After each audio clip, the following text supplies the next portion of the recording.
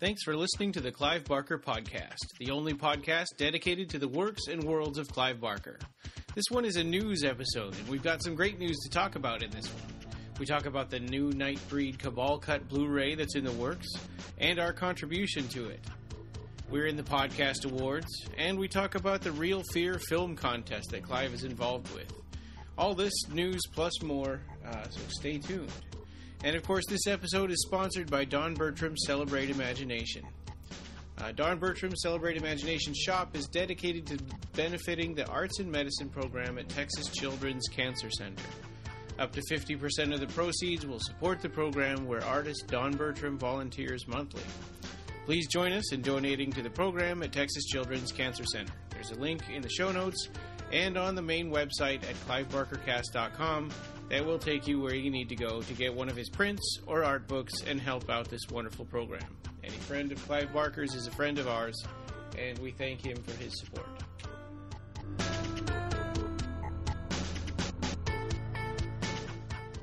So, in the Clive Barker news, I guess we're leading with the biggest one, and this is something we'd known about for a couple of weeks, but we weren't supposed to tell anyone. There is going to be a region-free, limited edition version of the Cabal Cut, the Nighbreed Cabal Cut, coming out on Blu-ray from Seraphim. So, in-house Clive Barker production. That's pretty good. That's great news. I mean, a lot of people out there, especially in Occupy Midian and other Nighbreed fans around the world, you might have seen some of these screenings of the Cabal Cut in conventions and film festivals. And usually they were introduced by Russell Charrington in America. Sometimes Mark Miller was there. They would give a little context about it. And it was basically just a stepping stone in the effort to get the director's cut produced. So now that that's finally out of the way, they finally decided to put this version out. Yeah. The one thing that I find interesting about it is that they are doing it in-house at Seraphim, right? They're not going with, Scream Factory or Arrow or any of those other distributors. And I find that to be great because as everyone that has seen Cabal Cut and the various edits know that there's going to be some footage that is VHS quality, and there's only so much you can work with that. And, anytime that those big companies release something where the quality isn't, 100% perfect, they kind of lose their minds. The fan base goes nuts. Yeah. So I like that it's kind of being controlled at Seraphim, so they're kind of setting everyone's expectations. Like, this is something for, the genuine fans, right, that are going to be able to look past some of those marks. Well, sure. Actually, the number of scenes that have that VHS quality footage is pretty minimal because most of it in this cut are replaced with HD footage of the same scenes. Mm-hmm. Yes. This is going to be 145 minutes, so it's 2 hours and 25 minutes of Cabal Cut. And from that, about 12 minutes are VHS footage, which it's cut in pretty well. I mean, it's going to be jarring for some people, I guess. There's no avoiding that because one of the work prints was they were multiple generation tapes. One of them was actually like just a screen being filmed by a camera. That's what one of the work prints was. It wasn't even like a direct scan of like footage. It was someone set up a camcorder to record a film screen where it was being projected. And that was one of the work prints that was used for this, and also for the original Cabal Cut, of course. But so it's unavoidable that some of the image is going to be a little hard to make out. Also the sound, because if you guys remember, there was something called the MOS, motion-only shots, I think. Or I think that's what it is, MOS, motion-only. Yeah. And it's not that there aren't sound elements, because I remember during the whole effort to come up with the boxes of the footage, they did come up with some optical effects shots and some sound elements and some old trailers, and then there were those 600 boxes that they found somewhere. And I know that for this edition they used as a guide the original Cabal Cut, and they screened 16 hours of footage that they had from the footage that was scanned when they were making the director's cut. So they went and they tried to recreate all the shots of the Cabal Cut with as much HD footage as they could. They did mention to us, and I think we can say this, but there were some sound elements that were also found. Unfortunately, there wasn't enough time or money to actually scan these or scan through them and see what they were about. But I think it would cost upwards of $10,000 to have those sound elements brought in and scanned. And so I guess they just went with the sound from the work prints for some parts, especially the parts that weren't available in the theatrical. And the rest will be, clear sound. So... Yeah, and I think we'd heard kind of conflicting things about the sound elements, right? I mean, we talked to... the acquisitions guy over at Shout Factory? Yes, yeah, and he had said that they found sound elements, but there was... And he described the process of trying to scrub through sound to find specific clips and how difficult and time-consuming that is, and that makes sense. Versus video, it's a lot easier because you can just look at it. Yeah. So another good thing is that it's going to be a region-free Blu-ray. So that's the plan. I mean, Morgan Creek signed off on allowing them to make this very limited edition release. I guess it's so it doesn't compete with the other versions that are out there, like director's cut or theatrical. You know how it is. Yeah. I think the theatrical. Do we know if that's still available from the Warner archives? I guess so. I have no idea. I mean, I never looked back once I got the double set with the Blu-ray. Of course. Like, yeah. Because that was not a very good DVD release. That it's pretty bare bones. And for those who haven't had the Warner Archive releases, I think those are usually burned on demand. They are. Yeah. Right. And a lot of times they don't even receive any upgrade or any transfer or anything, so you're kind of getting whatever it is, the digital copy that they have. And that's DVD right. Had the bonus feature was trivia, and the trivia was wrong. Like it said Clive Barker directed Candyman on it. But it's still out there, and I have it. I have the DVD. I mean, it's got stuff that's not on the director's cut, so a different ending, of course. And I have a bunch of autographs on it, so unfortunately now I've got to keep it forever. It's still a cool artifact that made us fall in love with the original movie, even if it was a flawed cut. The theatrical. Yeah. Another thing that this edition is going to have, it's going to have some nice special features, and it's going to come with some goodies. For now, what we've been told is that it will have not only a commentary track by Russell Charrington and Jimmy Johnson, who were the original editors of the Cabal Cut, but luckily, hey, we've been invited. Ryan and I will be producing a commentary track of our own for this release. And congrats to that, guys. That's awesome. Thank you. It's kind of tight to come up with there's always this anxiety about making something that's going to be in laser. There's always a little bit of anxiety. We're trying to be as deep as we can, but we don't want to be like, talking. We don't want to just talk about what's on the screen, but we don't want to stray too far from what's on the screen as well in terms of trivia. So we're still working on it, and hopefully we'll record that soon. Yeah, as soon as we get up the guts to set aside a time and actually do it.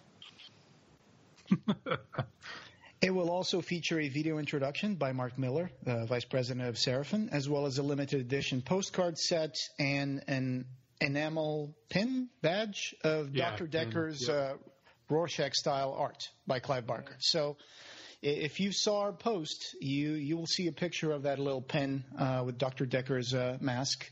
And I don't know what's going to be in those postcards yet, but it's certainly going to be announced soon because we saw a draft of the cover art for this Blu-ray, but we were told we can't put that up yet because there's some issues and some things are still up in the air, so the features were kind of temporary.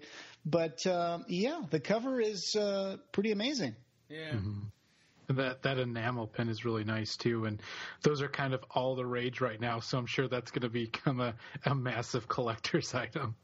Absolutely. Yeah. Yeah. It's going to be very limited, though. I know people are complaining about that, but you have to understand that these things are going to be done. It's an author's edition. It's basically they're going to do the best work they can, and they don't have the big distribution or a big company behind them to cover all these production costs. So I guess they're going to cover it in the price. And a big thanks to Seraphim for letting us be the ones to break the story. I mean, it was we got reblogged like 6 or 7 times now by like Dread Central and Shock Till You Drop and some other ones. And nice. It makes me nervous a little bit to see how much response we're getting, that they may not be able to meet demand. I hope that maybe Morgan Creek will see the demand and maybe increase the number for them. But it's going to be up to them. It's always cool when this sort of thing happens. New news come up for Nightbreed and the Nightbreed community, because I was noticing the other day we were under 8,000 people on Occupy Midian, even though we had been up to 8,000 before. But now we were in the 7,800 or something. And ever since this happened, we are now back over 8,000 people on Occupy Midian, which is great. There's a lot of stuff there you guys can look at, and pictures and, all sorts of like posts and cosplays and photos that probably some people have never seen before, because that's one of the things about Nightbreed. There's not a lot of stuff out there for Nightbreed fans. And whatever exists, it's either out of print or very hard to find, like the Nightbreed Chronicles or the Fontana Collins Nightbreed, The Making of the Film book. So it's a quick hub where you can go in and you can see a lot of stuff that you may never have seen before. And that book, if you recognize the artwork that we put on the blog, it's from that Nightbreed, the making of Nightbreed book, the UK book. That's right. Yeah. Art by Tim White, by the way. We were actually trying to find out who was the original artist. We thought it was Les Edwards. And then we were talking to people at Seraphim, and they were like, I don't think it's Les Edwards. We're going to try to find out who it was. Yeah. And then they finally discovered it was Tim White. That's the author of the cover that you can see the artwork, the teaser artwork in our blog post, where you see Cabal's head floating over the gates of Midian at sunset. It's a really striking piece. Yeah, and it does really look a lot like Les Edwards' style for that Nightbreed poster that he made. Mm-hmm. Yeah. Yeah. So I'm super excited about this. I can't wait for that to come out. I hope that we get a free copy. Yeah. Well, we got a video file for us to make the commentary track so far, and it's been cool to be able to see some of those versions under development. I mean, we got at least 3 different video files because we were looking at it and giving some feedback, and it was like, oh, this part here sounds a little weird, or this part here seems like it's duplicated, and they were doing some other versions, and finally we settled on the final version that we're going to do the commentary track for. So I've heard that Russell already finished his commentary track, and we're going to finish ours pretty soon. So very excited about this. And finally, the Cabal Cut is going to come out, and fans who miss that will be able to see it, because there's stuff that never made it to the director's cut. The podcast awards. So I entered ourselves. There's a $10 fee to put your podcast into this podcast awards thing, and then so we entered ourselves in there to get nominated and see if we can win in the arts category. There were like 3 categories that we could have fit in, but I had to pick one. So it was like arts, or there was one for entertainment, and then there was one for like movies and television. Mm-hmm. But I thought that art was a little more encompassing. Mm-hmm. Yeah, absolutely. So nominations are open. I'm sorry. Go ahead. Oh, I was going to suggest possibly doing a video for that one on how to nominate, because I was looking at it earlier, and there's just a lot of stuff on there. Oh, that's a good point. Yeah, because it's not immediately apparent. It took me a little while. It's like, oh, you got to click on the banner, and then you got to register, and then you got to do those pull-down menus and pick which ones you want. And they have weird writing up at the top. It's like, Rob's podcast. I was a little. Like, it's kind of like, it was kind of like sensory overload. Yeah. So that might be a good one for a video. That's a good idea. I'll definitely work on it. I did the whole sign up thing, and I registered, and I picked a bunch of podcasts for other categories. Some of them I knew, some of them I didn't, but I just wanted to vote for what seemed to be the most interesting one for me. Name-wise, at least. Yeah. Even though I do listen to a lot of podcasts, so I was familiar with some of those that I voted for. But yeah, that's a great idea, David. I guess we should probably work on a video for that. That probably would guide people into going through the whole process a little more streamlined. It is just Podcast Awards, like all one word, podcastawards.com. And then you have to sign up and get an account with them, and then you can start nominating out of all the ones they have available on these pull down menus. But at this point, I think that's a great thing that you included us into this, because we've been at this for over 5 years. We're reaching 150 episodes, and we've had some successful Kickstarters, and people have helped us stay on the air as a not-for-profit podcast for a long time. So, yeah, I think we deserve our turn here, and let's see. Even if we don't get a lot of votes, it will still help us get on the map, because people who will go to vote for these categories, they can discover new podcasts by looking at the titles that are available. And I know, for example, I saw a few that I'm adding to my list to give them a try. Yeah, and we're niche, so people don't know about us right away, and even this, when we broke this story about the Cabal Cut, I mean, we were the source for all of these other websites, and they were way ahead of us on Google search. Dread Central, and we're way down at the bottom of the page, even though they were quoting us and putting links back to our website. If I could go back to what we were announcing first, the Cabal Cut announcement, I just want to say that, Ryan, you did a great feature, the guide for the discerning Nighbreed work print connoisseur. You made all the versions of Nighbreed explained, and in that article, you explained to people who may have seen the Cabal Cut in a convention what exactly is the Cabal Cut, how it was created, and how it evolved through the time as a stepping stone for the director's cut. So I particularly like the little cartoon that you put up at the top with the Onaka I saying... did that, and I made myself laugh out loud, and then was like, oh, nobody else is thinking this is funny. That's right. You made Onaka hold little the dog. You say, Frank wants to know if there's a version where I don't explode. Yeah. So I thought that was a funny thing that you put in there. And he's got this look on his face like he's nervous. I thought that was good. But yeah, we were getting all when we put this up on Occupy MIDI, and our requests to get in started going up, and all these people started saying, I thought I bought that already, or, what's the deal? What? You wouldn't believe it. I mean, especially now that Ryan has been putting up a lot of episodes on YouTube, we've been getting some weird comments of people who are like, hey, I thought this was going to be Clive Barker talking. You guys suck. Or if it's a commentary track for a movie, they're like, hey, the movie's not in here. I want to watch the movie. I don't want to watch some guys talking about the movie. It's like, okay, that's what a commentary track is. I'm sorry. We can't. We're not going to put the Clive Barker's movies on YouTube. Yeah. So, right. Yeah. And occasionally, when I search for movies when I can't find them anywhere else, I do search for movies on YouTube. But if I go to something and it's not the movie, I don't think, well, I'm going to put some negative comments on this crap.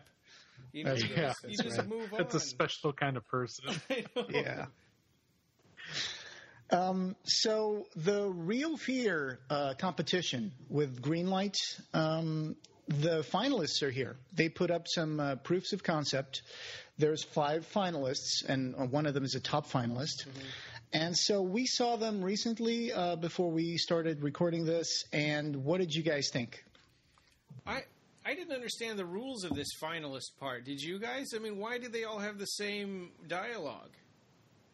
It didn't. In some of them, it didn't even seem to fit. Like they would say, they all had to say, "Have you seen it yet?"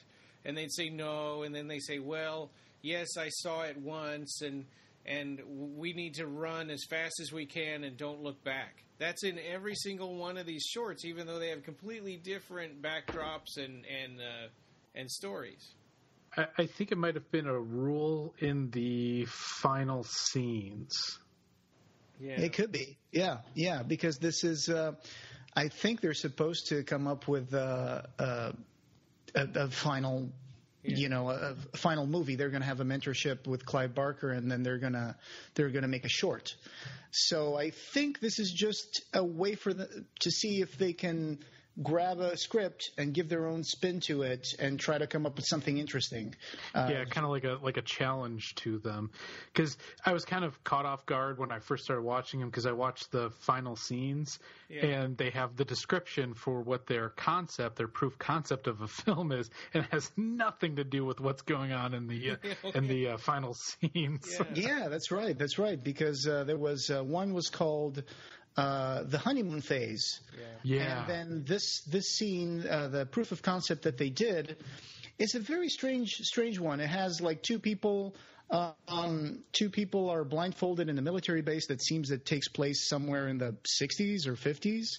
Yeah. And what's on the screen didn't really gel with what's on the caption of the video. It says here, struggling young lovers, Tom and Eve, must endure a 30-day scientific study, room, board, $50,000, and a month alone together in a research facility housing. What could possibly go wrong? But then what it seems like they're almost being like abducted by the military. They got blindfolds on, and then they're taken pointed at them. Yeah. So it seems like this is just dropping us in the middle of a kind of a story that they created with this scene. Obviously, they all had to follow some sort of requisite, but it almost turned into like a Elsa and the SS werewolf type movies. Yeah. Elsa, she-wolf of the SS. Yeah. It reminded me of those trailers from Grindhouse, right? Yeah. Yeah, and that line, have you seen it yet? Seemed like it's like, well, we have to put this in because it didn't even fit as far as I could tell. Yeah, none of the dialogue really fit this one at all. Yeah. The first one, the military one, I thought it didn't fit very well.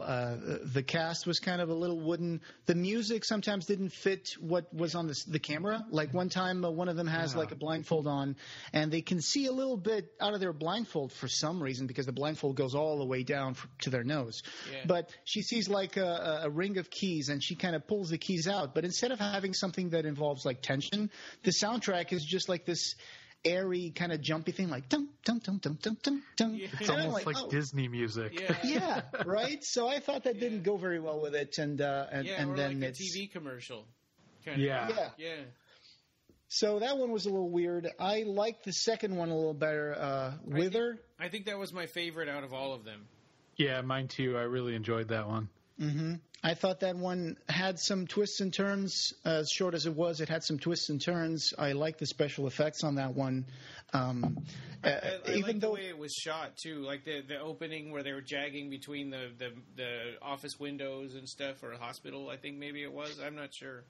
Yeah, and then it had that like Vince Gilligan from Breaking Bad, how he always puts a camera on something. I like how they did that with the door. It just visually had a lot of things going on compared to the others. Yeah. Good point. Yeah, and also I like the soundtrack. It was kind of synth-wavy. Yeah. It was kind of electronic and reminded me a little bit of, this is going to sound weird, but it reminded me a little bit of Stranger Things. In terms of having like this kind of rift surrounded by organic tissue, and then that's pulsating and stuff, and then you have that 80s like synth music. So I thought this one was very attractive to me. I thought it was cool. And the description though is kind of weird. It says, "How do you stop a ghost from haunting you? Bring it back to life."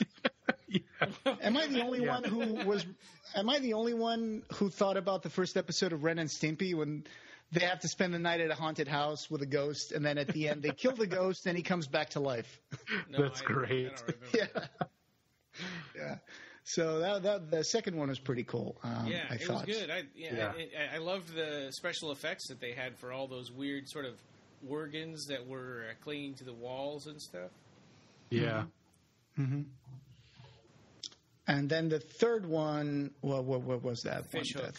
Fish hook. Although there was no fish hook in this scene, but Not a single one. I expected the main character to be a fishhook.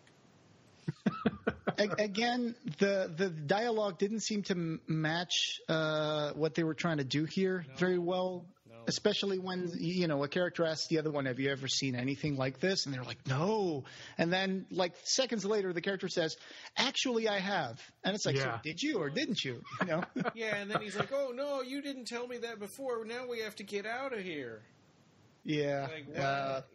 And I couldn't tell if some of those beats were played for comedy or if the acting and the direction was just that bad. Yeah. Two of the actors seemed like really well cast. Like the one who's a very intense guy with these big eyes and he's always looking at. That guy was super intense. I thought that guy did a great job. But the tagline for this video is weird. It's Sheriff Shannon Harris and her son Bradley must brave the Alaskan winter, isolated in one building town of Fishhook, while dealing with the inhumane violence, gluttony, and libido of the residents that have been infected with mysterious intestinal parasite. And this kind of reminds me a little bit of that Cronenberg movie, where there's this kind of a parasite that's a mixture between an STD and a parasite. You know the movie I'm talking about? Rabbit. Yeah, I think so, yeah. So it looked like for a moment they were looking down this kind of a well, but at the same time I wasn't sure if that's a well or if that was part of an outhouse or something. And it seemed like they were seeing something coming up, but then it never showed up. And then there was this weird, mysterious man that appeared in the cabin behind him, and they glowed red. And it felt almost like it was more tied into the plot of the previous one about the ghosts. Yeah, right. Yeah. I got more of a supernatural summoning vibe from this clip rather than a mysterious intestinal parasite that's changing a one-building town. I don't know if that qualifies as a... Shivers. Yeah. Thank you. Yeah, that's the one. At the end, everybody is infected with the virus, and you see them all go together in their cars to make a giant orgy, take over the world. Good old Cronenberg. But, this Fishhook was kind of weird for me. This one wasn't... it wasn't my favorite. Right. And the guy exploding kind of looked like it was a weird optical effect almost instead of a... Yeah. Again, I kind of laughed pretty loud. I wasn't sure if I was supposed to. It was just such a weird explosion. It was like a poof. Yeah. I like the following one a little more. It was called Safe Word. And it appears to be a woman who's undergoing some sort of hypnosis or therapy. Yeah. And I got a cool vibe out of this one. Really, really cool one. This is probably, if not my favorite, my second favorite. So do you think that she was having some kind of psychic episode under her hypnosis, and that's why... I think they were drawing up memories from when she was a child. Yeah. Oh, okay.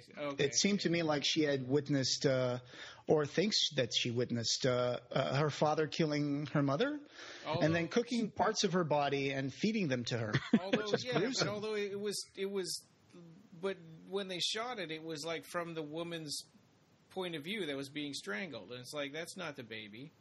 Yeah, it started out that way, and then it switched to the point of view perspective of the little girl because the camera was lowered down at waist level. So I think they should have done it the whole way and just have her only hearing what was going on instead of and then only seeing when he dragged her into the kitchen. But I thought they went around the clunky dialogue that they were supposed to put in the movie in a way that it just seemed like they were random lines taken out of context while she was remembering things. So in that aspect, I thought they found a way to go around that dialogue. Have you seen it? Actually I have. But the caption for this video totally has nothing to do with what was in it. This was... I was cringing this one because I read it before I watched it. Yeah. It says a horror take on Beauty and the Beast, where Beauty is a dominatrix and Beast is an IT tech suffering from lycanthropy brought on by sexual arousal. Oh, yeah. Well, and I saw their introductory videos for all of these, back when this started, and I do remember that one. It was completely different from this. This seems like it would be a great vehicle for Corey Feldman to make another movie. Did you see that thing that Thomas put on Facebook? It was like a video of Corey Feldman, like on one of those two-wheeled scooter things. Hoverboard on stage. Oh, Yeah, I saw it. That's funny. Yeah, and he fell off of it while he was singing, and he was doing. And he's got his angels. Apparently, he has these backup angels on stage as well. It's doing, like robot movements with his arms and stuff. Yeah. Well, it's not the first time I've seen someone do the robot on stage. I mean, I'm a big Buckethead fan, and Buckethead for a while not only did robot dancing on stage, he also would pull out some nunchucks and start doing nunchuck acrobatics in the middle of like a drum solo. So I don't know if you guys are familiar with Buckethead, but I totally recommend it. Sounds like a Home Depot mascot. Oh boy, yeah. No, he actually wears a KFC bucket on his head and a white mask that Really? It doesn't show his face. KFC mascot. Kinda. Sometimes the KFC bucket says funeral on the side, and he says he grew up in a chicken coop. And go look up Buckethead. But okay. That was kind of an aside. So Safe Word was interesting. I thought it was interesting the way that they evolved the short 3-minute video. That was a nice gut punch at the end of it. Absolutely. Yeah.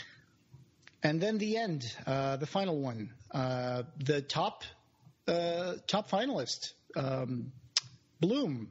So what did you guys think of this one? This one I really liked. And I mean, I'm kind of big into art house horror. Mm-hmm. And this kind of seemed like a Sofia Coppola take on a horror film. Yeah, I could see that. Floaty, dreamy quality to it. Yeah, a lot of young 20-year-old women dressed in very airy, crop tops and white. It looked like white flowy stuff. A wedding reception. Right. Yeah.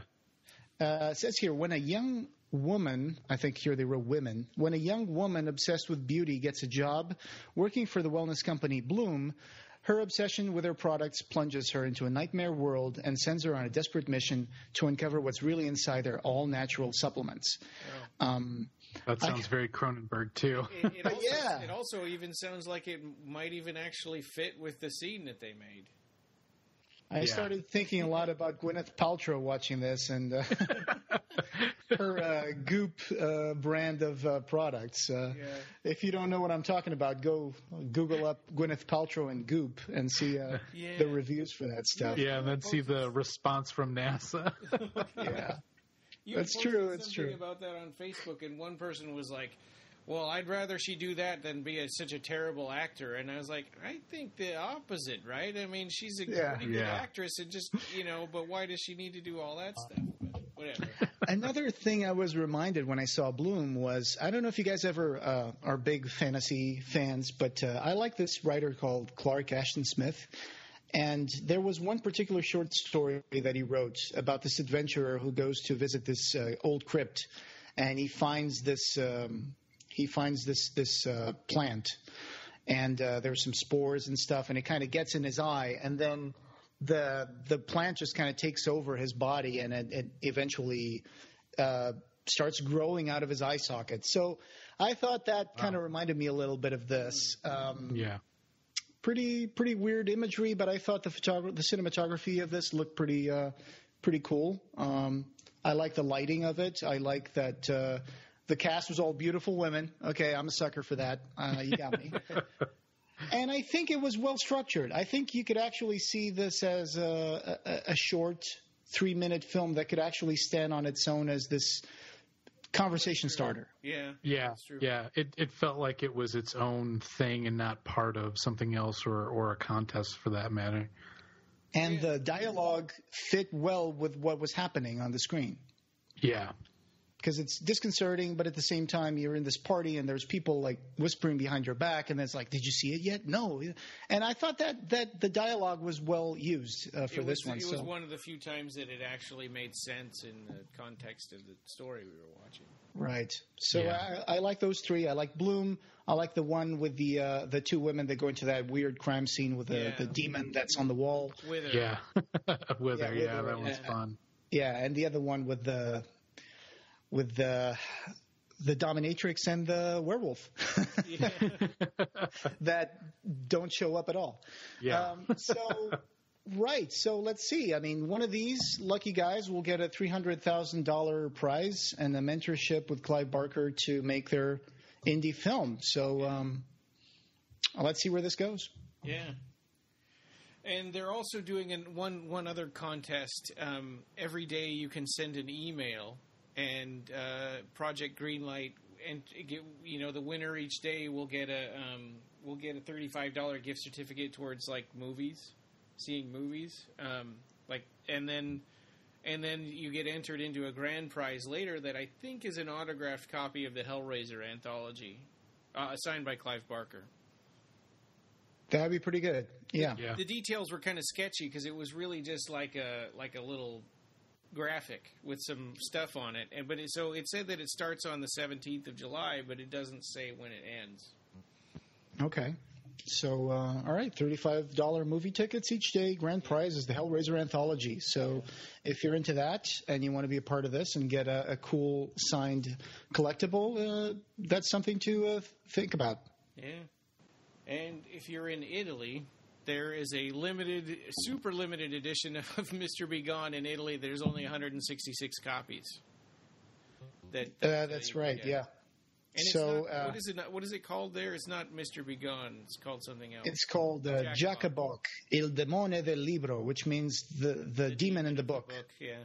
Yeah. So, like you said, 166 copies. I guess they couldn't afford to make 666 copies. But it's Independent Legions Publishing. We found this news over at Revelations, who's always on the money when it comes to editions of Clive Barker's stories coming out all around the world. So thanks, Revelations, for the news. And, go check it out. If you're Italian or if you're living in Italy and listening to this, you can get Mr. Be Gone, a very limited edition. And I don't think it's the first time Mr. Be Gone has been in Italian edition, right? I think there was a regular one, too.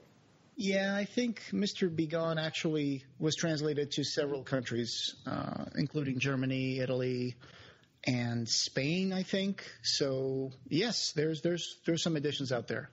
I think it was very popular. They even had an audiobook that was read by Doug Bradley. Yeah, which is really cool. That's a really good way to read it or, experience it, I guess. Of course, I don't know how many copies are out there because people keep burning this book. Or at least Burn they this should. book. Wait, no, at least read it first. Yeah, finish the thing first. Yeah. Okay, so Daniel Serre, who I first heard about him when he made the cover for The Venus Complex, the book that was about a serial killer from Barbie Wilde. He was also doing stuff for other books, and especially the cover and a couple of stories for the Hellraiser Anthology, Volume 1. He posted some photos on his page of when he was working for the Hellraiser Anthology Volume 2 cover. So he posted some pictures. They look pretty nice. Yeah. As usual, his unmistakable style. And if you want a sneak peek at what Volume 2 is going to be like, go to his page. Yeah, otherwise Volume 2, I think, comes out in October, September? September, yeah. Yeah. In the fall, anyway. Right.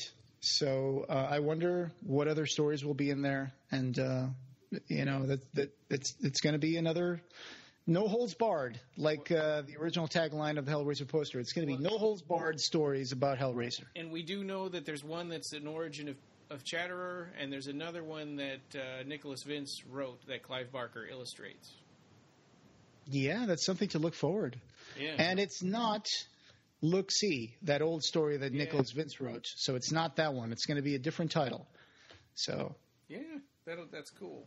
Yeah, and so another on the news is that Composite Effects, which you may remember, they've been doing. They produced a mask of the Hell Priest. So they produced a mask of Pinhead, and they recently did a live video on Facebook where they talk about molding the Hell Priest mask. They talked about what design they used and how they worked with Clive Barker to come up with the features of the mask. And the other thing they did is after they made this mask, they broke the mold. And they not only broke the mold, they cut it into a bunch of pieces. And every one of these masks will come with a piece of the mold. So they did that on camera. Wow. Yeah, they did that on camera, and we'll put a link to their video in the show notes. And, they were talking about the showing the certificate of authenticity and talking about the original sketches that Clive Barker made for Pinhead before he made Hellraiser. The only thing I want to point out is that it seems like they're a little confused about one detail. They show us a sketch that Clive Barker made of Pinhead, but that is not the original sketch of Pinhead that Clive Barker made before he made the movie. That is a drawing he made in 2005 that served as a bonus print for the NECA Cenobite Lair box set. So that image that you guys will see and we'll put in the show notes is actually from 2005. It's that side profile picture of Pinhead's face, right? That's right. And I'm sure Clive Barker has done this sketch so many times. So anyway, it looks pretty cool. I mean, the nose is it's kind of like kind of a squarish looking nose, but it's really high quality stuff. So Composite Effects has this mask. I don't know if anybody out there, if you've purchased a copy or you're ordering it, please let us know what you think. And if you've received it yet. How many were they doing? It's not very many, right? Okay, so here it is. It's Composite Effects has the Hell Priest silicone mask, and it costs only $1,750. $1,750. $17.50. No, $1,750. I'm guessing this is silicone, top effects quality silicone. Yeah. So here it is. From the mind of horror visionary Clive Barker, masters of the silicone mask industry, Composite Effects, comes the Hell Priest mask. You don't need to buy a mysterious puzzle box from a shady gentleman across the seas to become the avatar of suffering, because this mask is available to the public. So this is celebrating the 30th anniversary of Pinhead existing, Hellraiser. And it says here that how many pieces are they making? 30. They're making only 30 of these. Yeah. So it says here, once the 30th piece is finished, the mold will be smashed in a ritual of rage and release. I guess they just made a Facebook Live video. Along with a signed certificate of authenticity, a piece of the mold will be included with each finished mask, a sharp reminder of both pain and pleasure. So there we go. And in case you're wondering about whether this will fit your head or not, it says that it'll fit anyone whose head is between 21.25 or 23.5 inches in circumference. I just imagine putting it on like a mannequin head and never wanting to wear it because it's $1,700, and then like your kid puts it on and you're chasing him around the house. Put it back in, bro. Take that off. Yeah, you've got to put that got to put that in a glass case somewhere. Yeah.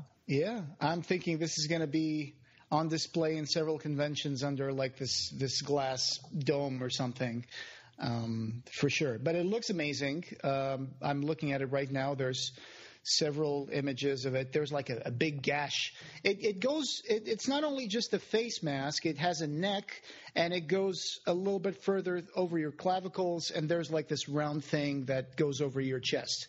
So there's like a neck gash on it that's displaying this neck gash on Pinhead, which I really don't recall him having, but usually he has a big thick collar that goes all the way up. But I guess they're basing this on that Clive Barker sketch. So, yes, the Facebook Live video definitely shows them breaking up the mold.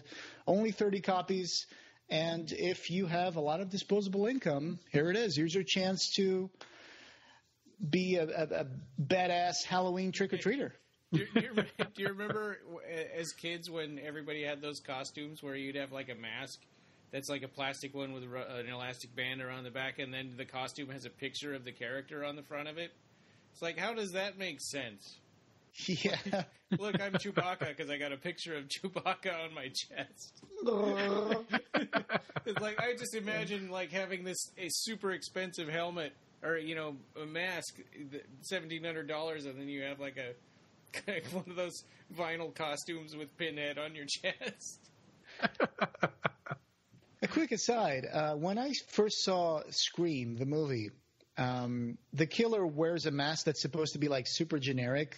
Is that really true? Is that like one of those old-timey like Halloween masks, or was that made for the movie and then it became famous? Do you know? Is it modeled after Munch's painting, The Scream? Yeah, it's that the you've seen Scream, right? But it doesn't look exactly like that. No, but I'm just saying that at the time I was reading about. Yeah, okay. I was reading about it, and I heard that it was supposed to be a mask that was very common that existed at the time. You could just grab off of the shelf at a... Yeah. Wow. I was just wondering if that was true. Yeah, okay, I think it might have just been like a design to look that way. Sure. I mean, like Michael Myers' mask is supposed to be a William Shatner mask. Yeah. Just painted white. Did they turn it inside out? I don't think so. I think it was they just painted it. Oh, yeah. Okay. Yeah, it's just painted. Anyway, so now you can be the Hell Priest, and you can scare your friends. Yeah. And if you have $17.50 to pay for it, to throw around, you can even make your own fan films because this thing looks pretty sweet. So own a piece of history. Lately, Joey's been telling everybody that we meet that my mom and dad don't have any money. Like I had somebody over doing an estimate on fixing some windows in a rental, and he's like, my mom and dad don't have any money. I'm like, I didn't tell him to say that. It's just haggling the price. Yeah, you will get paid, I promise. He's trying to help you. Yeah. He's trying to haggle for the price. Good job, Joey. At the grocery store checkout line, too, because I just told him we don't have any money to buy, like, some thing that he wanted to get, and then when I'm checking out, we don't have any money. Oh, so that's coming back to bite you. Yeah. Yeah. He's like, well, you don't have money to buy me my toy. I'm going to embarrass you at the cashiers. Yeah. It's going to spread it around town. Yeah. Yep. Your credit's going to start falling. Yep. Anyway, so after this composite effects, there's another piece of news. If you're French, if you're living in France, if you're a Francophile, or if you just want to collect every single copy out there of Clive Barker's movies. Or if your name is Frank. Or if your name is Frank, I guess. Le Chat qui fume, The Smoking Cat, is releasing a new Lord of Illusions Blu-ray in France. So there's a new edition coming out. I'm sure it's going to be great. And I actually know someone who's working with the extras section for this. So I was talking to them the other day. I actually knew about this a few weeks ahead. And it's going to be collector's edition, the director's cut, and there isn't an actual date for it yet, but they're working on it right now in July. So let's see when this comes out. We'll give you more updated information as it develops. Cool. It's funny because Seraphin didn't know this edition was coming when I talked to them, and oh wow! So I guess there's plenty of stuff going on around the world. So this is going to be another one and for with Europe. Seraphim too, they're having to take a big hiatus because they're moving the office. That's right, they are. Yeah. What else? The body book. Right. So the deluxe editions of the body book are set to ship on July 10 from Dark Regions Press. So if you were one of those people who bought that amazing, I don't even know what the deluxe edition is, but there's like a I think it's supposed to be hand sewn hardcover with like a what do you call that box that you can stick your book in? I'm sorry. Tray case. Tray case. Thank you. Yeah. So a tray case edition. So it's going to start shipping July 10, which means it already started shipping. I've noticed that with these companies that when they do these, a lot of times these deluxe editions come out way later than the main ones, which is like for us, if we're reviewing these books or we're collectors and we talk about them on our podcast, it's like everybody will have already read them and moved on by the time you get one of these. I mean, when this came out like in January, I think, the body book. Mm-hmm. Right, because these things apparently, because there's more care put into these editions, and like I said, sometimes I don't know if this is the case for this one, but sometimes they're hand sewn, and you have to work on the cover and hand sew the pages and then glue them to the cover and all that. So it takes a little more time. You get all the autographs and stuff too. Right, it's more manufactured. They have to send the pages to be autographed to Clive Barker and then get them back. So that's why it takes longer. I guess. In terms of reviewing this, it's not really – if you review an edition like this, you're not really going to review the story. You're going to review the quality of the edition, I guess. Well, I mean, if when these things come out and you're doing your pre-order and you're deciding which one do I want to get, one of them you can actually use for our website, and the other one you're going to be like, well, now I'm not getting this until July. Right. But there's plenty of collectors out there. I'm trying to come up with a number of copies for this. I don't have it here with me right now, but I'm sure it's very, very limited. I think in the dozens. Bought 2 copies of the body book, and then they asked me for one back, but I think I bought 2 because I did the exact same thing on Next Test. Because it goes on for so long, right? The pre-order, and it was supposed to come out in the first quarter, and then it was the third quarter, and then it was 2017. And I get that. But so it's finally shipping. So if you've purchased one of these editions, the deluxe, then I'm sure at this point you might be receiving it if you haven't already. So that's something to watch out for. Please send us pictures of it. I would love to see what it looks like on the inside. Well, and I think based on what we see in the Clive Barker collector group, I think some people buy both too. Sure. They don't want to wait for the deluxe one to come out, so they want to be able to read it, so they get both. And you don't want to read the collector's edition? Yeah, I suppose not. Yeah, I mean, sometimes they buy them as more of an investment. Yeah. I've noticed that in several of these deluxe edition groups, that some people buy them, they won't even take them off the cellophane or the packaging. They'll just keep them there, and then next year they'll put it on eBay and try to get a nice profit on it. Which I guess it's one way to go about it. I mean, that's just the market. That's just how it is. I personally am the kind of guy, I buy an action figure, I pull it out of the box, I put it on my shelf, I play with it. I'll admit it. I'll play with the action figures and stuff. My cat will knock it over, and that's just because I want that to handle. I want that to be something I can enjoy, not just put it in like a dark closet, unopened, and just think, well, that's there. Now I own that. So, but that's just me. And the same with books. I mean, as soon as we got that Thief of Always deluxe edition, I was like, oh my God, I was just looking at that and handling it and picking it up in the middle of the night, just turning on the lights so I could look at it some more. And then my wife would be like, come to bed. And I'm like, all right, I'm just looking at the book a little more. I'll be right there. I just need to take another whiff. When we did our Weave World episode, I was reading the 25th anniversary, deluxe edition. Sure. Yeah, I agree. I don't. If you're just gonna own something just to have it on a shelf and not ever touch it, I don't know. It doesn't seem like. For me, that doesn't. It's like I could just have the money instead. Right. Yeah. I mean, I've started with paperbacks, collecting Clive Barker. Then I moved on to some hardbacks, and I still have all those paperbacks. I still cherish them. Some of them I bought them 25 years ago, and they're still in great shape. And it's still the thing I go to when I want to read that book. Of course, later Amazon came over and started having penny books that you can buy. And I'm like, oh, really? Now I can buy like a word copy for the podcast? Oh, all right. That's how I got the A to Z book of Clive Barker's A to Z of Horror. Oh, wow. I bought that book for like 30 cents on Amazon, a used copy in great shape.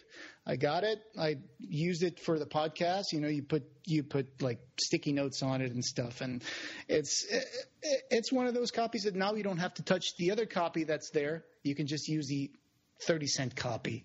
So that's what I do basically. Anyway, so what's there to watch out for on the site, Ryan? Well, we already kind of talked about my article about the different versions of Nighbreed for people who are confused or want to know a quick history of just all the different versions. And then Rob did a couple of more scenes of the week. Rob Ridenauer.